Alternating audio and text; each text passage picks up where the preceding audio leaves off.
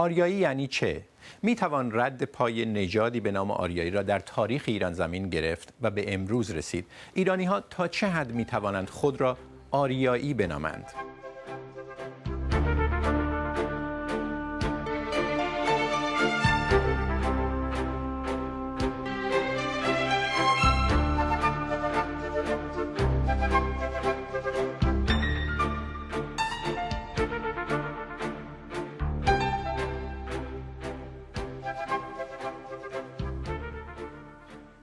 سلام، من داریوش کریمی هستم. به پرگار این هفته خوش آمدید. زمانی محمد رضا شاه پهلوی به یک دیپلمات غربی گفت ما ایرانی‌ها آریایی هستیم و اینکه در جوار ملت‌های آریایی دیگر در اروپا قرار نداریم تنها یک تصادف جغرافیایی است. اعتقاد به اصل و نسب آریایی ما ایرانی‌ها مختص به شاهان و شاهنشاهان سرزمین ایران نبوده. این اعتقاد چنان ریشه دار است که تردید در آن نزد بسیاری از ایرانی‌ها مایه ننگ است. همین تعصب باعث سوء استفاده‌هایی از مفهوم آریایی در قرن 20 شد. اما رد بیچون و چرای اصل و نسب آریایی مردمان ایران زمین به صرف اینکه از این مفهوم سوء استفاده شده نشانه نخوت روشنفکران است. حقیقت پنداشته شدن اعتقاد به ریشه آریایی ایرانی‌ها نزد بسیاری از مردم در این آن که ما را مظنون می‌کند نباید ضرورتاً باعث انکار این اعتقاد شود، بلکه باید انگیزه‌ای باشد برای اون که به جستجوی تبار این مفهوم برویم. واژه آریایی از کجا پیدا شد؟ اولین اشارات به آریایی را در کدام متون و شواهد تاریخی می‌توان دید؟ در این شواهد منظور از آریایی چه بوده و این مفهوم چه تحولی از سر گذرانده؟ اینها سوال‌هایی است که با مهمان‌های پرگار این هفته در میان می‌گذاریم. شاهرخ وفاداری، پژوهشگر ایران باستان، رضا ضیا ابراهیمی، پژوهشگر تاریخ ایران و فارغ التحصیل از دانشگاه آکسفورد و مازیار اشرفیان بناب، استاد ژنتیک در دانشگاه پورتسموث انگلستان. آقای اشرفیان ضمناً در حوزه تاریخ ایران باستان تحقیق و تدریس هم کردند در ایران. آقای وفاداری، اصولاً واژه آریایی از کجا پیدا شده و در زمانی که استفاده می شده در اولین استفاده های اون در شواهد و متون تاریخی چه مفهومی داشته؟ واژه آریایی یک واژه بسیار باستانی است و فرمودید در چه متونی ما اونو پیدا می‌کنیم. در کتاب‌های هندوها، دینی هندوها که ویداها نام می‌شود که ما فارسی میگیم ویدا، این واژه یک کم با تغییرات به اصطلاح تلفظی گفتاری در حدود 30 و چند دفعه تکرار شده. در کتاب‌های دینی زردشتی ها هم همین واژه با کمی اریا، مثلا اریا، اونم در حدود 50 دفعه چیز شده، تکرار شده. این در اوستا اومده؟ در اوستا اومده. بس در ریگ ویدا که مثلا در ویداها که زبان سانسکریت باشه و در زبان اوستایی که زبان به اصطلاح دینی زردشتیان باشه اونم 50 دفعه اومده. بعدا این واژه رو ما در چیز می‌بینیم، در کتیبه‌های تخت جمشید می‌بینیم که شاهان هخامنشی خودشونو از تبار آریایی میدونن. بعدا در جاهای دیگه هم این ذکر شده، مثلا استرابو یا که چیز تاریخ نویس رومی باشه، بعدا بطلمیوس این واژه ذکر کرده و خود اصل واژه به معنی نجیب و نجیب زاده چیز شده، ترجمه شده. و اما این جنبه شما فرمودید نژادی به خود گرفته، من با این کاملا مخالفم. من فکر کنم که این روز اول یه جنبه زبانی داشته. درسته به منظور نژادی ازش بهره بردند، ولی خب این چیز درستی نبوده و الان هم کار بیهوده است که ما اینو یک چیز نژادی، یعنی تفکیک و تشخیص نژادی قرار بدیم.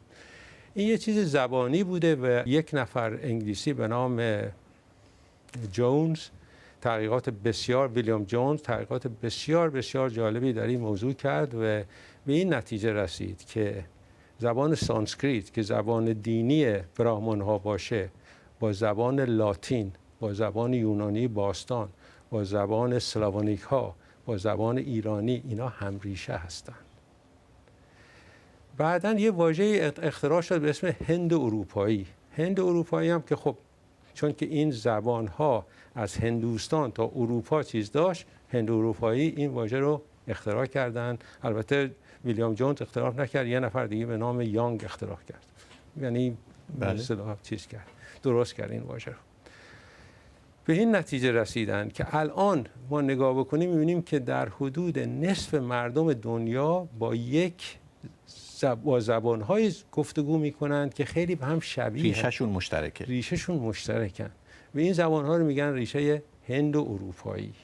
خب آریایی چه نسبتی با هند و اروپایی داره؟ حالا میگفتن که مردمی که با این زبان‌ها گفتگو می‌کردن اینا مردم آریایی بودن. پس اطلاق می‌شده به گروهی از مردم، آریایی رو برای گروهی از مردم استفاده می‌کردن. گروهی از مردم. حالا ببینیم مردم به صورت، الان ما تو انگلستان زندگی می‌کنیم، تو انگلستان ما نژادهای گوناگون داریم ولی همه با یه زبان صحبت می‌کنیم. بسیار خوب. پس به نظر شما آریایی به گروهی از مردم میگفتن که از یک زبان مشترک استفاده میکردن. بله. اجازه بدید ببینیم آقای ضیاء ابراهیمی چه نظری دارن. شما مقاله‌ای نوشتید که در ژورنال‌های معتبر چاپ شد در مورد واژه آریایی و تحول این واژه رو دنبال کردید. در اون مقاله به چه نتیجه گیری رسیدید؟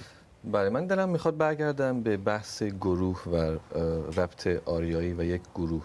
همون جوری که ایشون عرض کردن در اواخر قرن 18 دو پدیده جدا به وجود میاد. از یک طرف سر ویلیام جونز در برخوردش با فرهنگ هند پی میبره به اینکه زبانهای هندی و زبانهای ایرانی و زبانهای اروپایی با هم شباهت‌هایی دارن.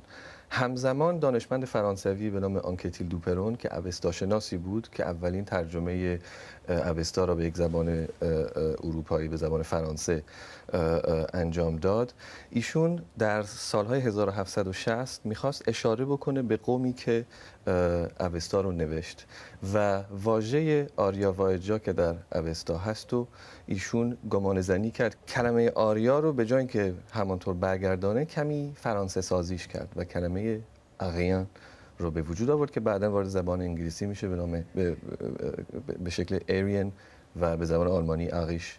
این دوتا پدیده تا حدی جدا هستن. از یک طرف یک نظریه زبانیه و از یک طرف یک واژه جدید که به وجود آمده، اما یک ربطی هم بالاخره به کلمه آریا در متون باستانی ایرانی داره و من فکر میکنم که ریشه ابهامات در ارتباط با بحث نژاد آریایی از اینجا شروع میشه.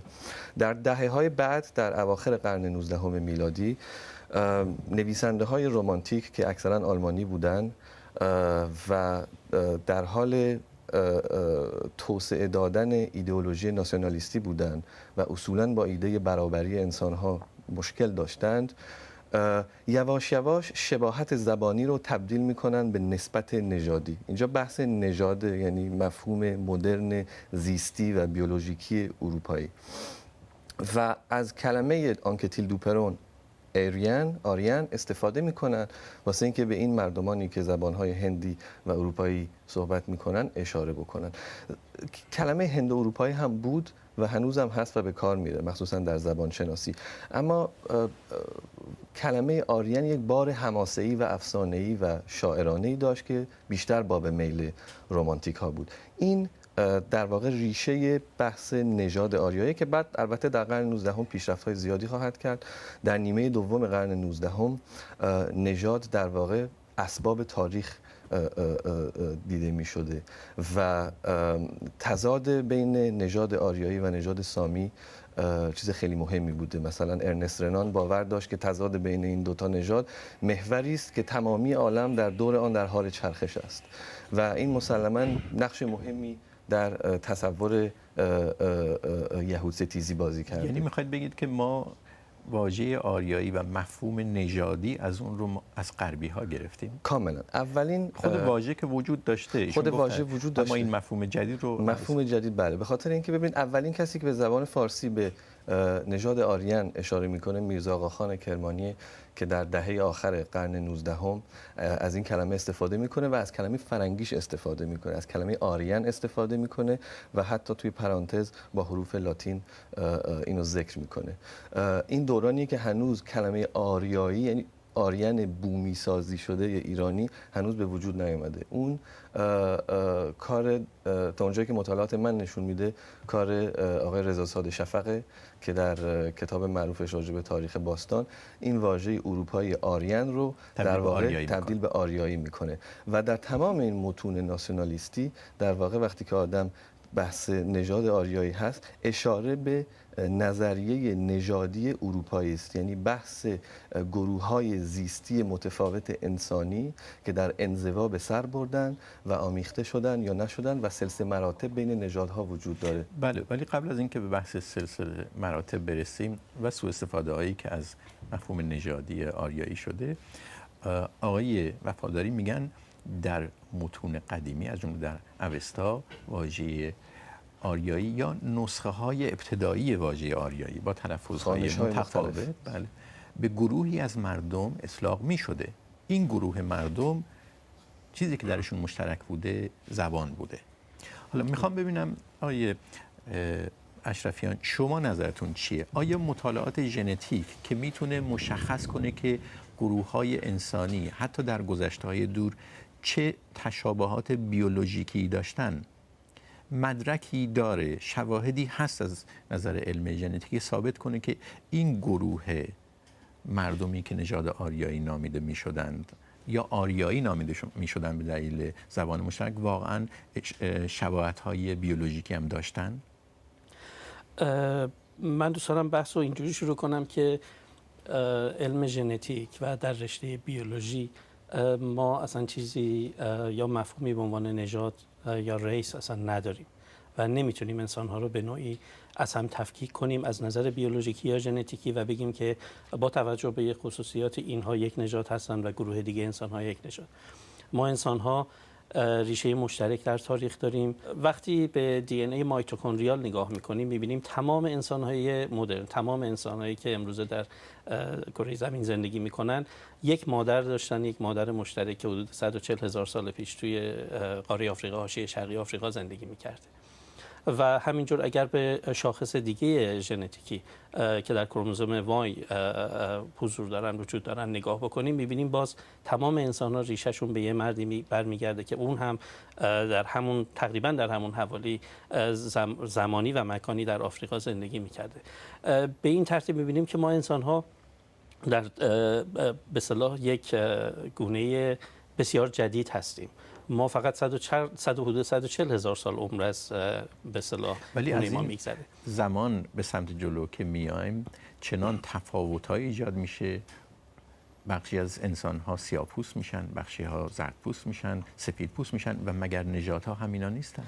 خب این بستگی داره شما دلتون بخواد جمعیت‌های مختلف انسانی رو، من اصلا از اصطلاح نژاد استفاده نخواهم کرد، سعی می‌کنم استفاده نکنم امروز، شما میتونید جمعیت‌های مختلف انسانی رو بر اساس خصوصیات مختلف تقسیم کنید. زبان میتونه یه معیار باشه، رنگ پوست میتونه باشه، رنگ مو و چشم میتونه باشه. بعضی وقتا حتی عقاید، باورها و مذهب میتونه باعث شه که دو تا جمعیت از هم فاصله بگیرن. عقاید و مسائل فرهنگی به کنار، آیا میشه گروه‌های انسانی که از نظر بیولوژیکی، از نظر فیزیکی با هم متفاوت هستند رو دسته‌بندی کرد و علم ژنتیک به این دسته‌بندی‌ها، به این گروه‌ها چی نام می‌گذاره؟ من به همین نکته می‌خواستم برسم. تمام انسان‌های مدرن رو وقتی از نظر ژنتیکی مقایسه می‌کنیم می‌بینیم بیش از 99.9% ما شباهت داریم از نظر ژنتیکی. 1% فقط تفاوت هست یا بهش تنوع ژنتیکی میگیم در بین انسان‌ها وجود داره. مطالعه همین تفاوت بسیار اندک میتونه به ما کمک بکنه که ارتباطات جمعیت‌ها و گروه‌های مختلف انسانی رو در طول تاریخ با هم بررسی کنیم و ببینیم آیا جمعیتی که امروزه در منطقه خاص جغرافیایی زندگی میکنن همونجا بودن، شکل گرفتن در طول تاریخ یا مهاجرت کردن از جای دیگه وارد اون منطقه شدن و یا اینکه دچار تحولات و تغییراتی در طول زمان شدن. مطالعه ژنتیکی که من شخصا درگیرش بودم و به هر حال بخش عمده ایش به انجام رسیده، ما با تئوری برخورد می‌کردیم که عنوان می‌کرد کسانی که برای اولین بار با ریشه زبان ایندو اروپیان یا هند اروپایی صحبت کردن که اون عنوان پروتو ایندو اروپیان رو بهش دادن. اینها دانشمندان اروپایی همونجور که فرمودن اواخر قرن 19 و اول قرن 20 معتقد بودن اینها جمعیتی بودن که در بخشایی از اروپای شرقی و جنوب روسیه زندگی می‌کردن و بعد این تئوری مطرح شده که این جمعیت‌ها شروع کردن مهاجرت به سمت جنوب، وارد فلات ایران شدن و جایگزین شدن، در واقع جایگزین جمعیت‌های بومی این منطقه شدن. از نظر ژنتیکی ما به راحتی میتونیم اینو تست بکنیم و مورد بررسی قرار بدیم. اون چیزی که مورد نظر ما در تحقیقات ژنتیک مربوط به جمعیت‌های ایرانی بود این که آیا واقعاً جمعیت‌هایی که الان در ایران زندگی می‌کنن، البته من وقتی میگم ایران منظورم اصلاً مرزهای سیاسی امروز نیست. ایرانی که من تو ذهنم از خیلی فراتره و بزرگتر از ایرانی که امروز به ما توی نقشه نشون میدن. میتونیم بررسی کنیم که آیا این اقوام ریشه مشترکی میتونن داشته باشن که به حدود 6000 سال پیش در اون منطقه از اروپای شرقی و جنوب روسیه برگرده یا نه. مطالعه ژنتیک نشون میده که اصلا همچین چیزی نیست. ارتباطات تاریخی ما با بسیاری از مناطق دنیا داشتیم، بسیاری مهاجرت‌ها و تهاجم‌ها به ایران صورت گرفته، رد پای ژنتیکی بسیاری از این اقوام و جمعیت‌هایی که وارد فلات ایران شدن، چه به صورت تهاجم، چه به صورت حمله نظامی یا چه به صورت مهاجرت، در تمام قسمت‌های ایران دیده میشه. اما بخش عمده محتوای ژنتیکی جمعیت‌های ایرانی برمیگرده به حدود 11000 سال پیش، چیزی بین 10 تا 11000 سال پیش و گروه‌های انسانی که ساکن فلات ایران بودند، به ویژه اون زمان در حاشیه غربی فلات ایران و اینها کسانی بودند که برای اولین بار انقلاب نئولیتیک رو ایجاد کردند و کشاورزی رو ایجاد کردند و کشاورزی از اینجا رشد پیدا کرده و گسترش پیدا کرده. حدود 10 تا 11000 سال پیش. آیا این همون دوره زمانی نیست که گروهی از مردم در فلات قاره ایران میزیستند و به اونها گفته میشد آریایی؟ اجازه بفرمایید. در به اصطلاح فلات ایران یا نجد ایران گروه‌های مردم مختلفی زندگی می‌کردند که اینا بومیای اون کشور بودن. آثار باستانشناسی نشون میده که مثلا در تپه ابلیس، در تپه یحیی، در مارلیک، در سیالک و بزرگترین گروه اینا در ایران که تمدن بسیار جالبی داشتن اونها ایلامی ها بودن. این مردم بومیای خود اون جاها بودن، ولی آریایی ها یک مردم مهاجمی بودن که به اون جاها بعداً چیز شدن، بعداً مهاجرت کردن. بله، اونا کاملا مشخصه، از کتاب‌های دینی معلوم میشه. از کجا؟ از شمال اومدن.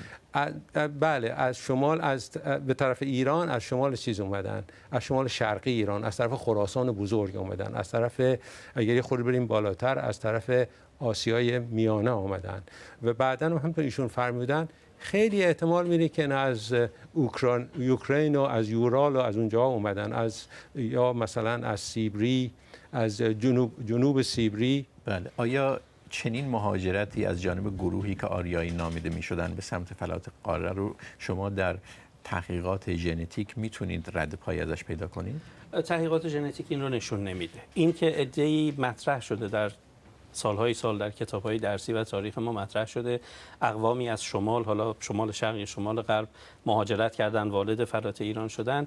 این تنها مبنایی که داشته و استدلالی که پشتش بوده تغییر زبان مردم سرزمین ایران بوده که چیزی بوده بین 4 تا 5000 سال پیش از زبان دارویدیان تبدیل شده به زبان هند اروپایی یا شاخه‌های ایران باستان زبان خودمون. تنها چیزی که این بحث رو میون کشیده این بوده، ولی اینکه ادعی وارد شدن نیاز به اثبات داره و شواهد محکمتری ما لازم داریم. در باستانشناسی ایران بنده این شانس و افتخار رو داشتم که در خدمت بسیاری از اساتید بزرگ باستانشناسی ایران در حفاری هایی که در نقاط مختلف ایران انجام شده حضور داشته باشم. شما اگر تصور بکنید که قوم مهاجمی یا مهاجری وارد شدن، این توقع رو دارید که در اون مقطع زمانی که این اتفاق افتاده تغییرات عمده‌ای رو در لایه‌های باستانی ببینید. ما وقتی به لایه‌های زمین‌شناسی در مناطق مختلف، لایه‌های باستانی در مناطق و سایت‌های مختلف باستانشناسی ایران نگاه می‌کنیم، در حدود هزاره دوم پیش از میلاد، حدود 4000 سال پیش که انتظار میره این اقوام وارد ایران شده باشن، تغییر شاخص و مهمی که نشون دهنده ورود اقوام دیگه باشه نمیبینیم. این نکته در باستان شناسی خب این مهاجرت رو تا حدود زیادی رد میکنه. ببخشید استاد، خب یکی از تغییرات همون تغییرات زبانه. مثلا ما ایرانی ها دیگه مثل ایلامی ها صحبت نمی کنیم. تقریبا تونستیم که زبان ایلامی رو چیز کنیم، از صحنه بیرون ببریم و زبان بعداً فارسی باستان اومد جانشین شد. یکی از دلایلی که ما میتونیم که بگیم که قوم جدیدی اومدن، البته من میگم نژاد جدیدی اومدن، یه قوم جدیدی اومدن و ریشه و اینها فرق میکرد با اون ریشه مردم که اومدن، ولی این موضوع نژادی در میان نیست.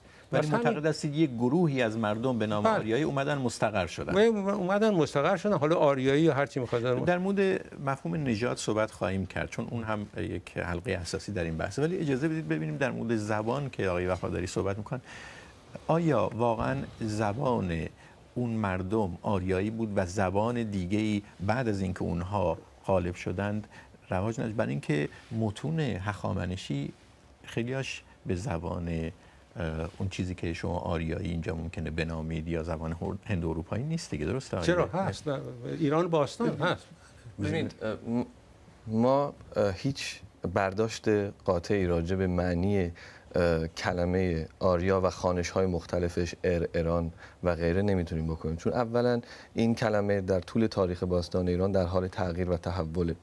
ثانیاً به اندازه کافی متونی نداریم که بتونیم بدون شک اثبات بکنیم که اینا یک قومی بودن. در اوستا مثلا اصطلاح آریا وایجا وجود داره که معنیش ترجمه شده به عنوان بیضه یا خاستگاه آریا. در این اصطلاح آریا میتونه یک گروه انسانی باشه، اما به هیچ وجه ما نمیدونیم که بار قومی داره یا زبانی داره یا فرهنگی داره. حتی تا حد زیادی میتونیم گمان بزنیم که شاید طبقات به یک طبقه اجتماعی و نه به گروه وسیع‌تری و نه به گروه وسیع‌تری. چیزی ممکنه آقای وفاداری؟ والا این ببخشید من اینجا با شما چیز نیستم، موافق نیستم، چون که در وداها کاملا می نویسه که ما قومی اومدیم جدید اونجا و مردم بومی اونجا اونا سیاه‌پوست هستن، سیاه‌تر از ما هستن، موهاشون هم مثلا مجعده. نه، این در وداها نوشته شده. در کتاب‌های دینی زرتشتی ها اصلا موضوع چیز نیست. کتاب دینی زرتشتی ها خیلی جنبه الهی داره، اصلا جنبه حمل و یورش اینا اصلا نداره. اون یک خداپرستی و ایناست که نمیتونیم این موضوع رو چیز کنیم، تعقیب کنیم. ولی هخامنشی‌ها خودشون آریایی میدونن. بعداً موضوع زبان هم که پیش میاد، بله کتیبه های هخامنشی فارسی باستان هست و بعداً اشکانیان هم که از چیز اومدن، از پارت ها ما اشکانیان میگیم که از به اصطلاح آسیای میانه از نزدیکی مرو اومدن، یه جای به نام پرنی و زبان پهلوی هم از اون میاد، زبان فارسی هم از اونجا اومده. ولی خیلی از این متونی که ما از اون زمان داریم به زبان آرامی هستن. غیر از اینه؟ نه، آرامی یه زبانی است که بعداً چیز شد. حالا خدمت شما عرض کنم، در زمان هخامنشیان یه امپراتوری خیلی بزرگی درست کردن. اینا قوم‌های مختلفی بودن، قوم‌ها ریشه حتی نژادهای مختلف هم بودن. حالا اینجا ما باید یه تفکیکی بزنیم بین نژاد و قوم و به اصطلاح این موضوع خیلی مهمه که ما اینا رو با هم قاطی کردیم و اینا چیز کردیم. در صورت اینا نژادهای مختلف بودن، زبان‌های مختلف گفتگو می‌کردن. اونایی که به ایرانی به فارسی باستان صحبت می‌کردن عده‌شون خیلی کم بود. در دوران ساسانی اردشیر سکه روی سکه هایی که ضرب میزنه در تیسفون، یعنی یه منطقه‌ای که اهالیش اکثرا یهودی و مسیحیان آسوری زبان بودن، خودش رو پادشاه ایران و انران معرفی میکنه. در واقع اتفاقی که میفته اینه که بعد از فتوحات جدید دوران ساسانی کلمه ایران در واقع برای مردمانی که تحت حکومت ساسانی قبلا بودن استفاده میشه و انران برای مردمانی که تازه وارد سیستم امپراتوری ساسانی شدن و در کتیبه کردیر اسم میبره از این مردم و اینجاست که خیلی جالبه. اسم میبره از ایران، اشاره میکنه به پارس ها به پارتها، به عراق یعنی آسورستان و حتی به آدیابنه که یه سرزمینی بود که اهالیش عرب بودن و پادشاه کلیمی داشتن. و بعد میاد به ما میگه که انران کی هستن. انران بعد از گسترش این واژه ایران با آریایی چیه؟ همینو میخوام بگم که اصلا واضح نیست و ما نمیتونیم برداشت‌های کلان بکنیم. این ایران در واقع خوانش دوران ساسانی همون واژه است. به خاطر اینکه با مرور زمان آریا میشه ار و ایران جمع ار، جمع آریاست. این انرانی ها طبق کتیبه کردیر انطاکیه هست، گرجستان هست و ارمنستان.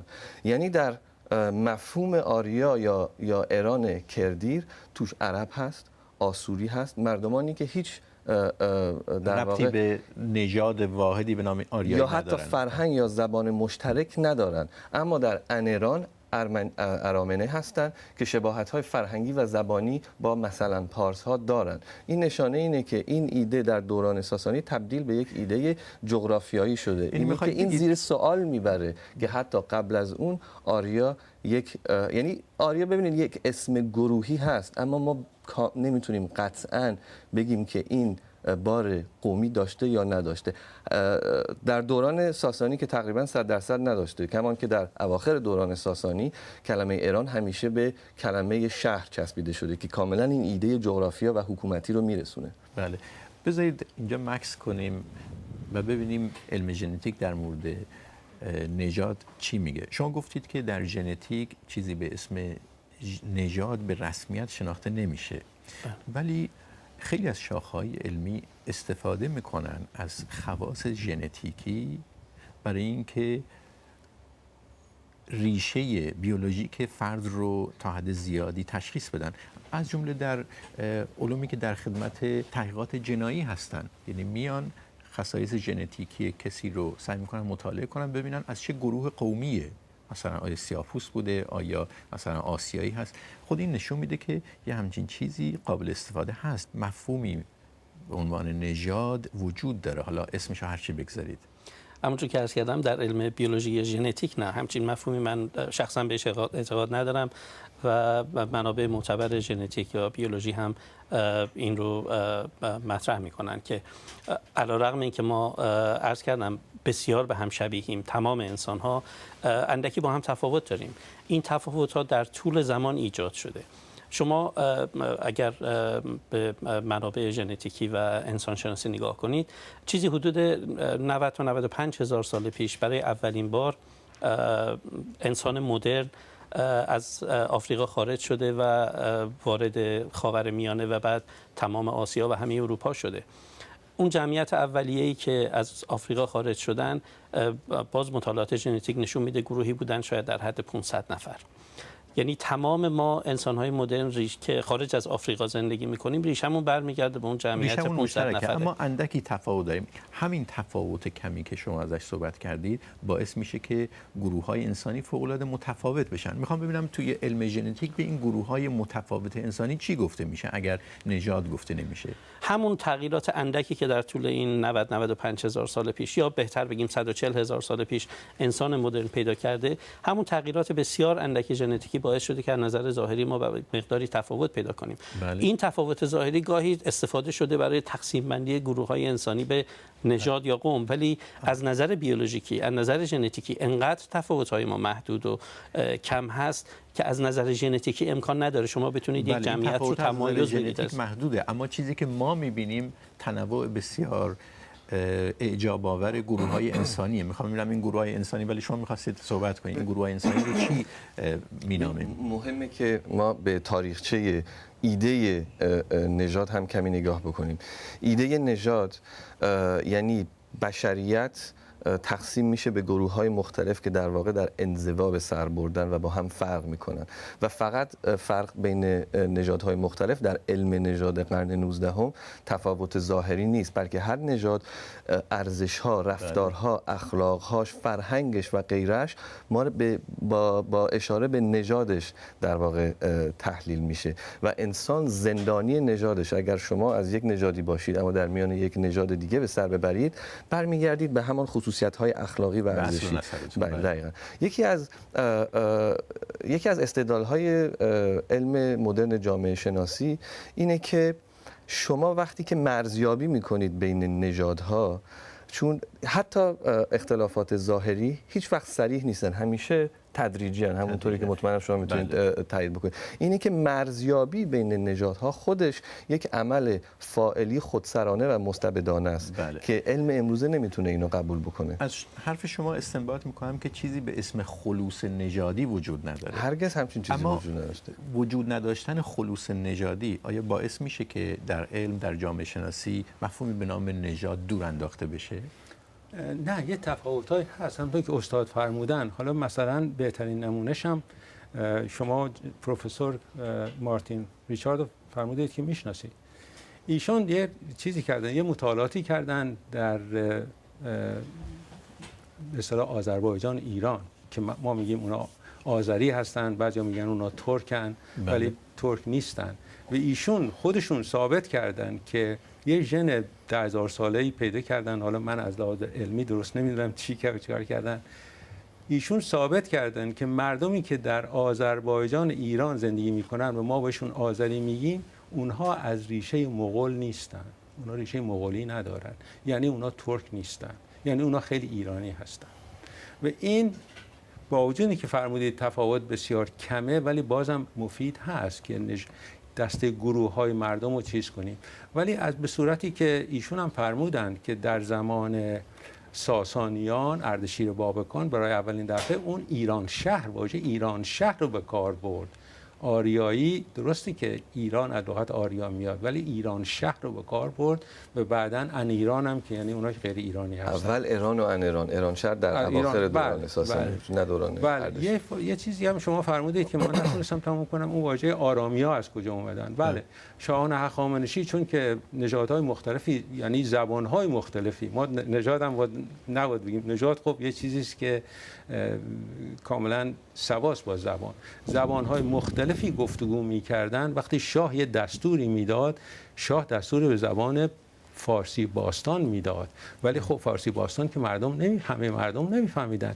این دستور میواست در مصر مثلا چیز بشه، ترجمه میشد. کی ترجمه میکرد؟ آرامی‌ها ترجمه میکردن. پس اگر متونی با آرامی داریم به همین دلیله. با این دلیل دارن که آرامی‌ها چیز بودن، کاتب بودن به اصطلاح، نویسنده بودن و اینا میرفتن اول از شاه ایران دستور از فارسی میگرفتن، بعداً به آرامی مینوشتن، بعداً میرفتن ترجمه میکردن به زبان مثلا قبطی که زبانی که در مصر گفتگو میشد. و این متونی که ما داریم آرامی از این لحاظ هست. شما بیشتر اشاره کردید به همزیستی آریایی هایی که از شمال اومدن. آریایی ها رو اینجا در علامت نقل قول قرار میدیم برای اینکه در موردش کلی اختلاف نظر است، ولی به هر حال گروهی که معتقد هستید از شمال وارد سرزمین ایران بزرگ شدند و خودشون رو آریایی مینامیدند، اینها اومدند در جوار گروه‌های انسانی دیگه‌ای که از قبل در این سرزمین میزیستند مثل ایلامی ها زندگی کردند.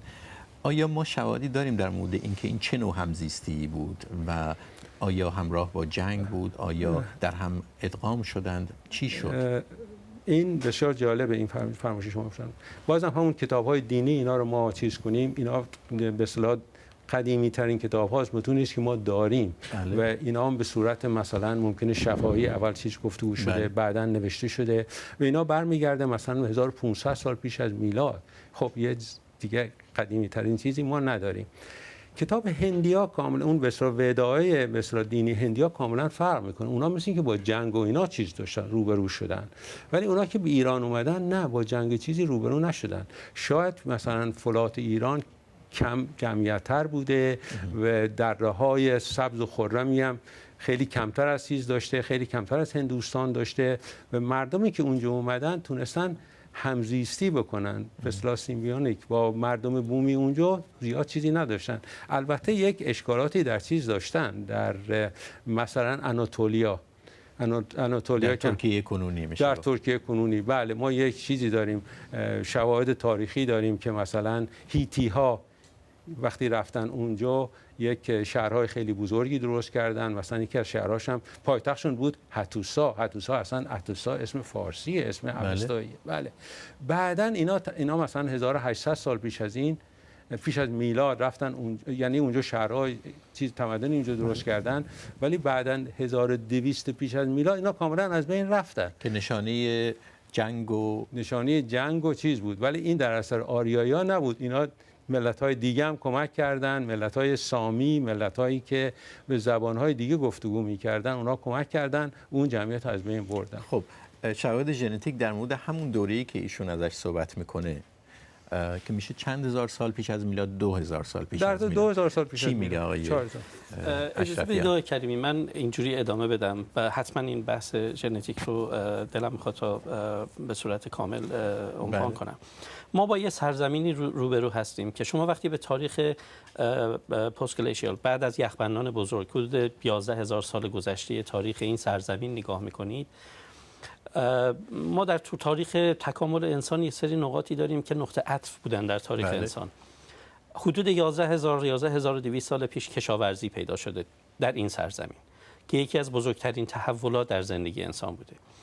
بعد از پیدا شدن کشاورزی، چون انسان‌ها دیگه مجبور بودن، قبل از اون انسان‌ها به صورت شکارچی بودن، یک جانشین نبودن، برای اینکه بتونن به کشاورزیشون برسن مجبور شدن یک جانشینی رو پیش بگیرن.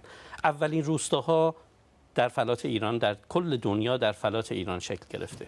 من زمانی که در میراث فرهنگی خدمت می‌کردم یادم یکی از اساتید بزرگ ما جناب آقای دکتر مجیدزاده توی یکی از حفاریاشون قدیمی ترین خشت دنیا رو که 9000 سال قدمت داره تقدیم سازمان کردن. توی یکی از حفاری‌ها به دست اومده. از کجای ایران به دست اومده بود؟ فکر می‌کنم اگر اشتباه نکنم مربوط به تپه ازبکی بود. اگر اشتباه نکنم. حالا در کجا هست؟ اطراف بین کرج و قزوین. بله. و بعد از اینکه انسان یک جانشینی رو شروع میکنه، روستاها شکل میگیرن. یکی از مهمترین تحولاتی که در تاریخ بشریت صورت گرفته پیدایش دامداری هست. بعد از اون میرسیم به پیدایش اولین و بزرگترین شهرها که باز قدیمی ترین شهر دنیا شهر شوش شناخته شده. یعنی ببینید شما وقتی به نقاط عطف تاریخ بشریت نگاه میکنید، بزرگترین و مهمترین اتفاقات تو این منطقه و تو این فلات افتاده.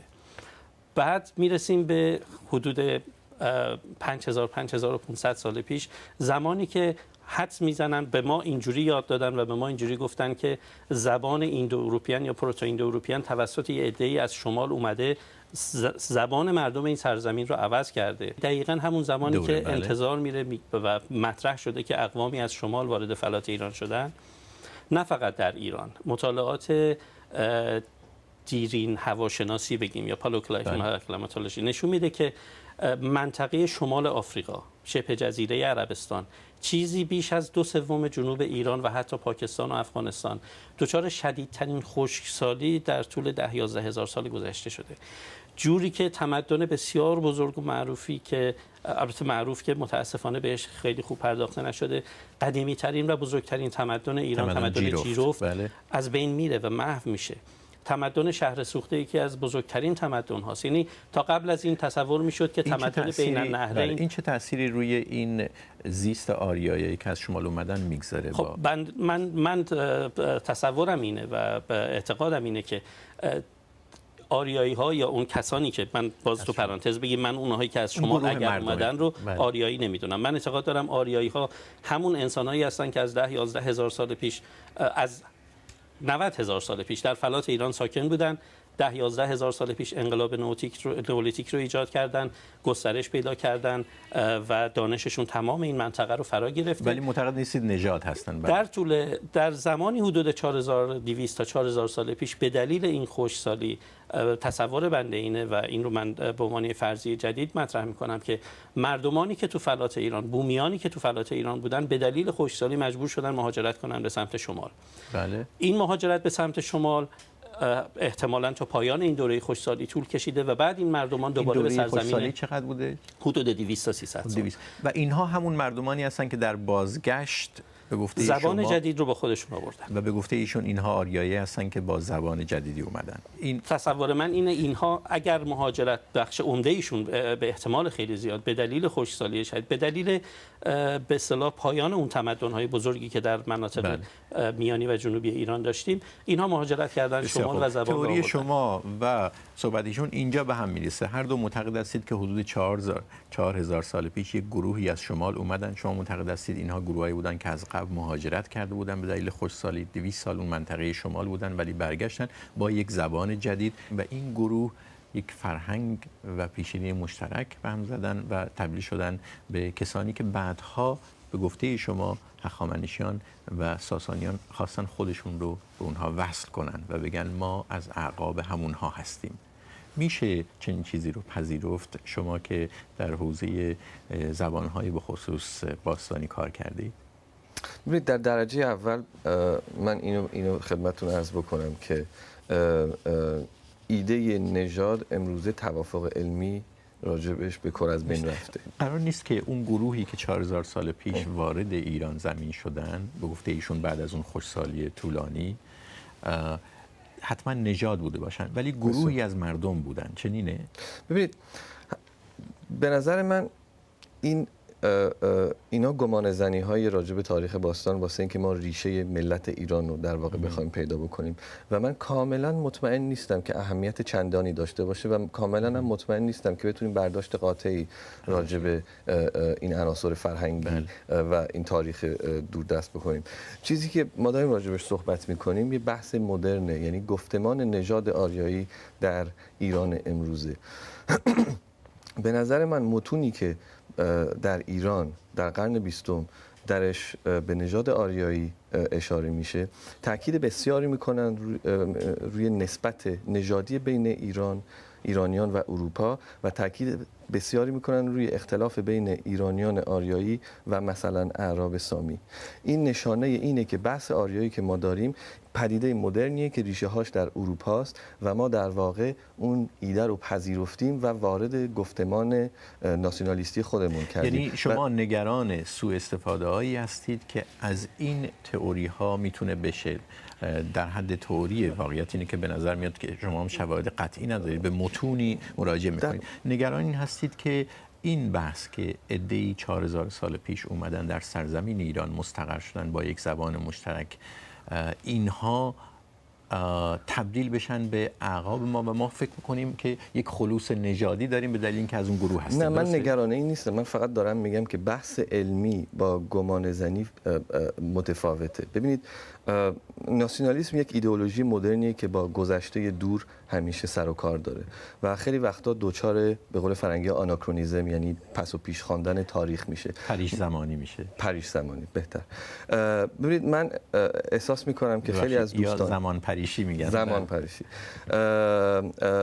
اتفاقی که میفته اینه که ما امروزه به خودمون میگیم ایرانی و ایمان داریم که این در واقع جامعه ایرانی ریشه های بسیار کهن داره.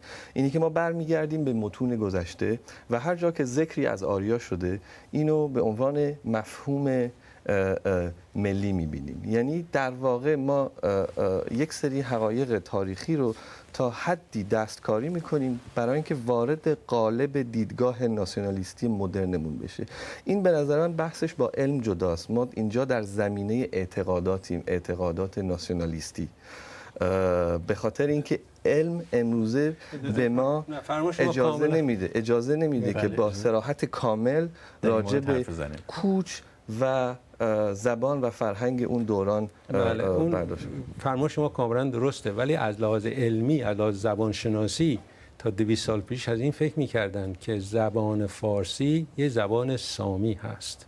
تا 200 سال پیش خودتون هم فرمودید همون ویلیام جونز و اینا کار کردن روی زبان‌ها و دیدن که نه، این ریشه اروپایی داره، یعنی با زبان مثلا لاتین با زبان یونانی این جنبه علمی داره، این جنبه چیزی نیست، این جنبه به اصطلاح نژاد پرستی و چیزی نیست، این یه حقیقتی که پیش از آن این تصور میرفت که زبان فارسی مثلا جزئی زبان عربی هست. ولی منظور ایشون این است اگه اشتباه نکنم ایده زبان سامی هم همزمان به وجود میاد. قبل از اون این کاتگوری های زبانی وجود نداشتن. قبل از اگر وارد جزئیات زبانی نشیم آقای وفاداری به نظر میاد نکته که ایشون میگه و حتما باید دوباره تاکید بشه روش اینه که شما نمیتونید از متونی که گاه متون دینی هستن گاه متون حماسی هستن و اساطیری بیاید نتیجه گیری بکنید و اونها رو به عنوان حقیقت